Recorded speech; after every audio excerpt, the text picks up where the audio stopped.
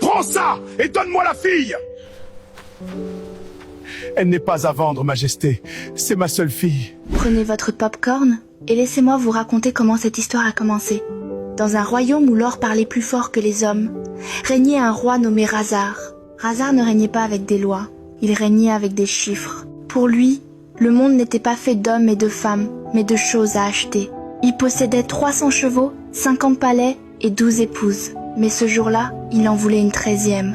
Sur la place du marché, il ne vit pas une femme. Il vit un objet rare. Elle a le regard fier. J'aime briser les choses fières. Combien ? Elle n'est pas à vendre, Majesté. C'est ma seule fille. Tout est à vendre. Razar détacha une lourde bourse d'or. Il ne la donna pas au vieil homme.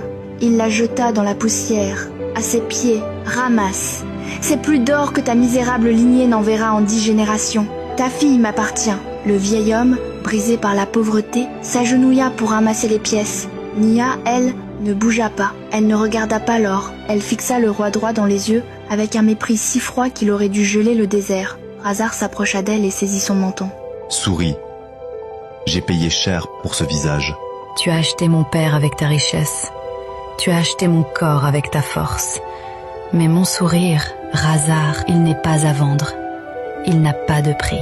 On verra quand tu auras faim. Razar pensait qu'il suffisait de couvrir une femme de diamants pour qu'elle sourie. Il lui offrit de somptueux tissus, des parfums rares et des jardins magnifiques.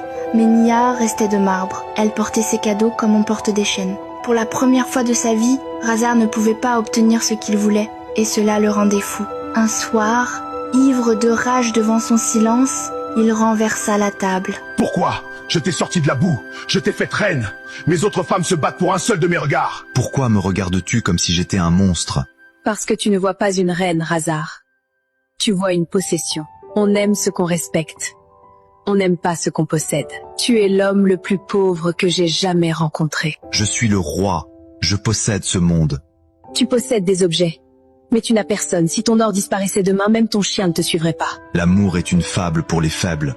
L'or est la seule vérité. Il avait tort, et le destin allait se charger de lui donner la leçon la plus cruelle de sa vie. L'ennemi ne voulait pas son trône, il voulait ses coffres. L'attaque fut fulgurante. En pleine nuit, Razar courut vers la salle du trésor pour sauver sa fortune.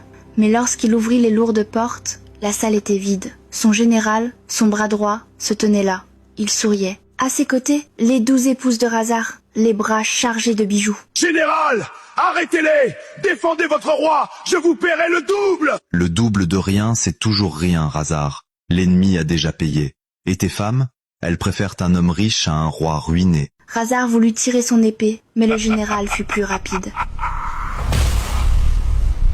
Voilà ta nouvelle couronne, mendiant. Ils le traînèrent dehors. Ils le jetèrent dans la fosse aux ordures, à l'extérieur des remparts, sous la pluie battante. Dépouillé de ses soieries, blessé dans son âme, humilié, il rampa dans la boue. Il appela à l'aide, mais personne ne vint. Quand il se réveilla, le silence était terrifiant. Il était vivant, mais il était devenu ce qu'il méprisait le plus au monde, un mendiant. Il erra pendant des jours. La faim lui tordait le ventre. Finalement, il s'effondra sous un arbre mort. Attendant la fin, une ombre s'approcha. Il se protégea le visage, pensant qu'on allait encore le frapper.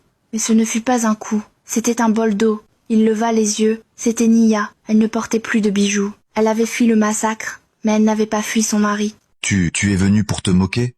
Pour m'achever ? Vas-y, je n'ai plus rien pour t'acheter ta pitié. Tu as raison. Tu ne peux plus rien m'acheter. C'est pour ça que je suis là. Bois. Ils survécurent ensemble. L'ancien roi dut apprendre à travailler la terre, à souffrir, à partager. Un jour, alors qu'ils traversaient le désert, une bande de pillards les encercla. Laisse la femme vieillard et on te laisse la vie sauve. L'ancien Razar aurait négocié, il aurait échangé la femme contre sa sécurité, mais l'homme qui se releva ce jour-là n'était plus un roi arrogant. C'était un homme. Il se dressa devant Nia, les mains nues, prêt à mourir. Touchez-la! Je vous ferai regretter d'être né!